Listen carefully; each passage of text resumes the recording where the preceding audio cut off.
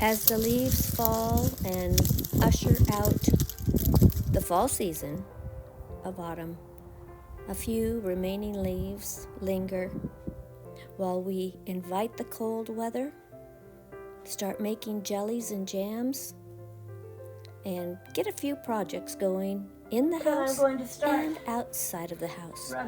I hope you'll join me today as I show you just how I do these projects, and maybe you'll be inspired to do some of your own.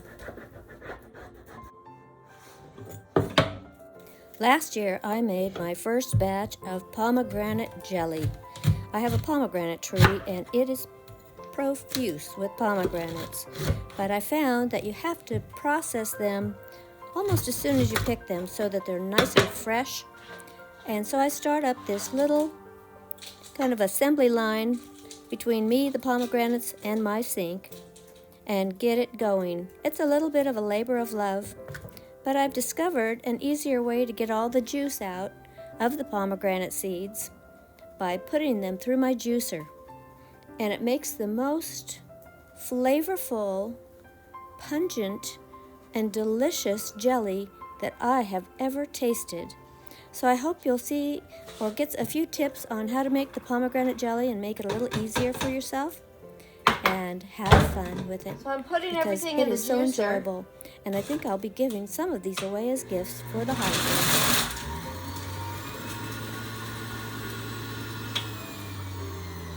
So I just have to put all of this that I've just processed into the juicer, and I'll show you how it looks. It's very nice looking.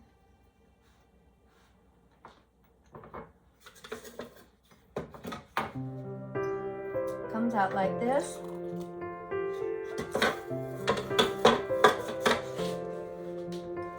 And then I'll run it through a piece of cheesecloth in a sieve to get any other pulp out of it that might be in there.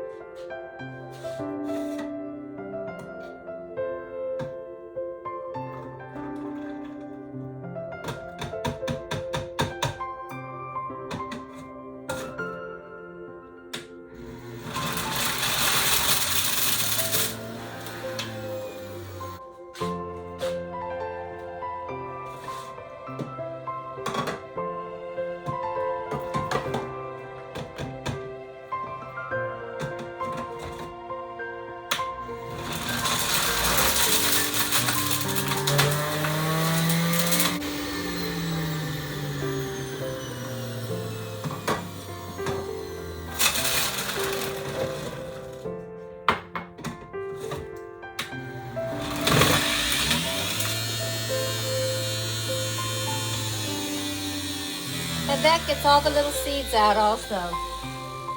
As I'm doing this, I'm transferring it. Oh, I think I did a little too much. Into my larger container.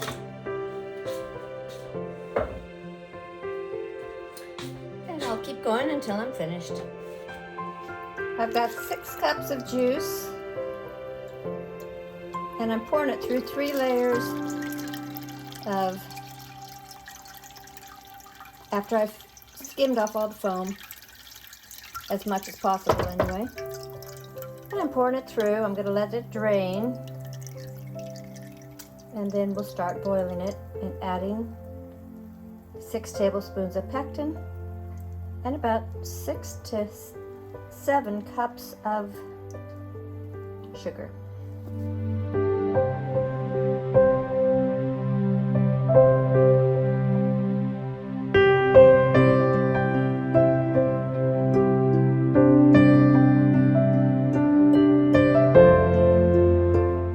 Herbs I planted.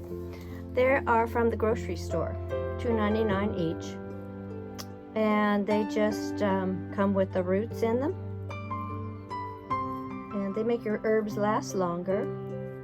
I thought, why not plant them? They're organic, non-GMO.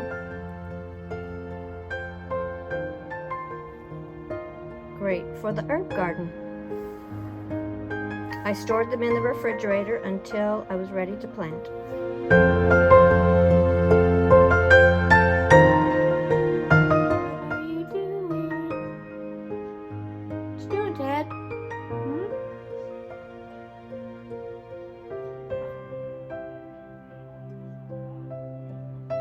Okay, so I've got this door. This is the kitchen door. We just put this black handle on here that I'm going to start rubbing on.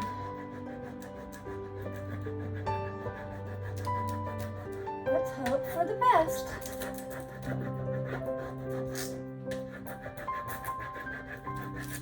I've got this plastic tool that I'm using.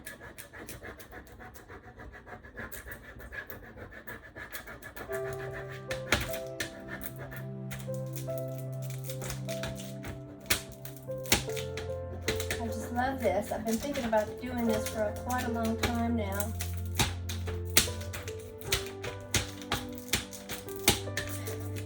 It's kind of cold out today, so let's hope this transfers because it's not very warm out.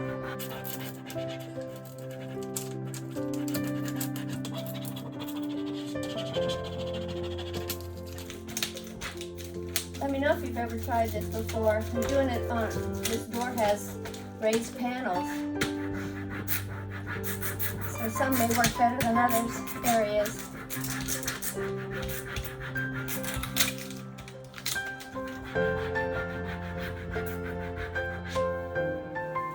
My hand doesn't wear out.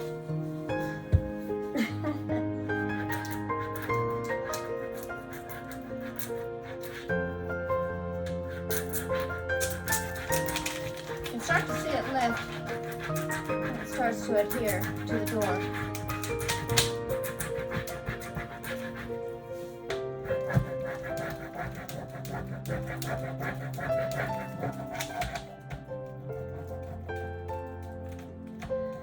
Getting those little crevices.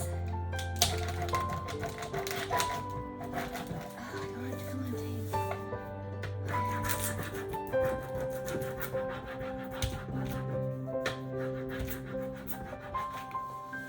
So I'm going to continue on until I've finished. Okay, so I'm almost finished, and I've kind of lifted. You can kind of see where you'll see it on the paper, like right here, if it's not completely down. But I've been kind of lifting the paper up a little bit to see if there's some areas. Here's a bit. Looks like it's pretty much finished. So here's a little piece right here. And here's a little piece. So you want to take your time. Don't be in a big hurry. Some of that down there still needs to get in place. So this is some of the area that's raised on the door. So even if you use your fingernail to make sure it's all down, because the paper should lift easily off. So there's a tube, and here's a part of an end.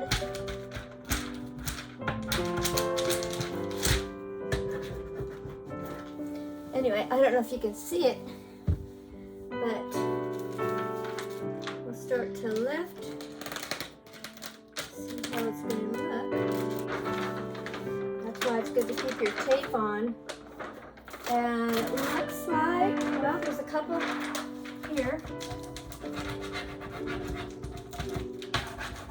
And these curves, in the curves there. The curved part. I'm using my fingernails. Let's see. I'm pretty happy with that. And we'll show you the finished product. It's really beautiful. I could go over it with a sealant, just to make sure it stays on.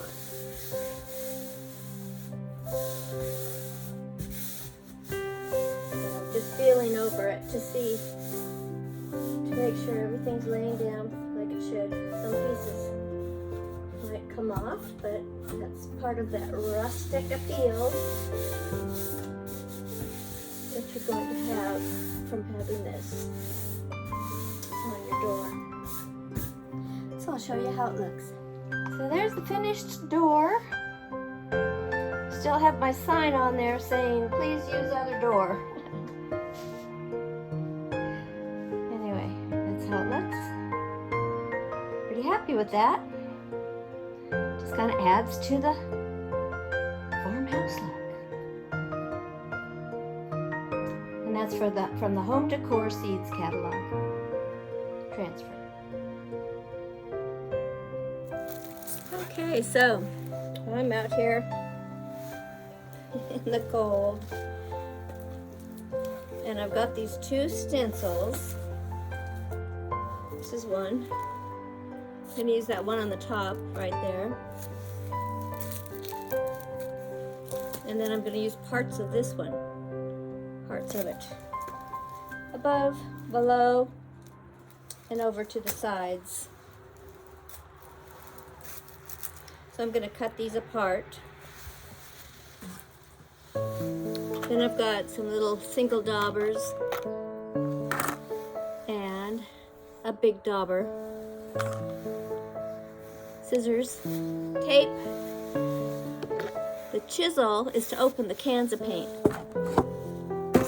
And I've got two colors. Well, I've got black. Just some that I found out in the garage. And then I've also got Perfect Storm by Valspar. So I've got those two. This is a real pretty blue that I thought I would use some of. Hopefully. It's not too old that I can't get it. Oh, it's opening very well. Look. It's a very pretty kind of a stormy color. Stormy blue. I think it'll be a nice color to use once we get through that. We'll push through some of this film that was formed on the top. So we'll have that.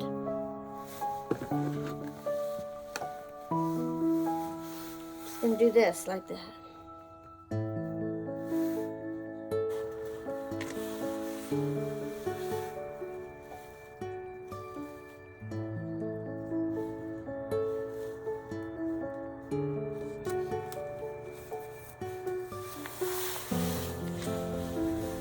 Well, that little oval stencil was too tiny, and I did a terrible job, so you'll see at the end of this video where I brought in two other stencils, a bee stencil and some words, so it finished off really nicely. So please watch to the end.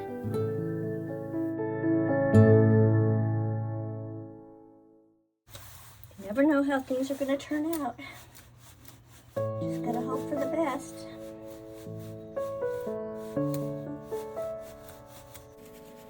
I appreciate you watching to the end.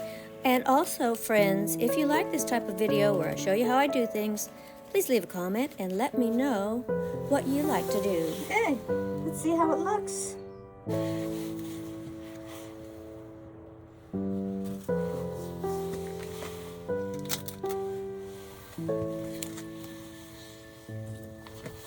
Actually looks pretty good.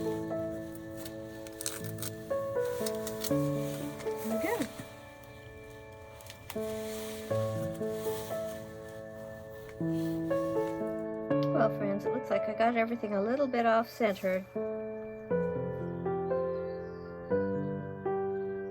And I'm not the best when it comes to those little tiny stenciling.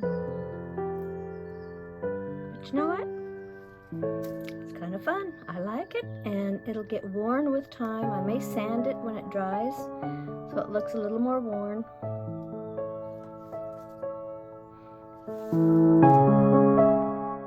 Well, after a little trial and error, sanding off that oval that I didn't like, I ordered a couple more little stencils to finish my design. And then I got these little name tags with the names of the herbs from Etsy. And I'm really liking my little herb garden because I can just step out, pick the herbs I need, and they continue to grow. Now friends, it's time to bring Christmas in. Are you ready for Christmas? I've just got these poinsettias up, but I don't know how much further I'll get, so stay tuned. And please check out my Etsy store for the gnome boots that I make. I'm selling them during the Christmas holidays so you can finish your gnomes with some beautiful boots.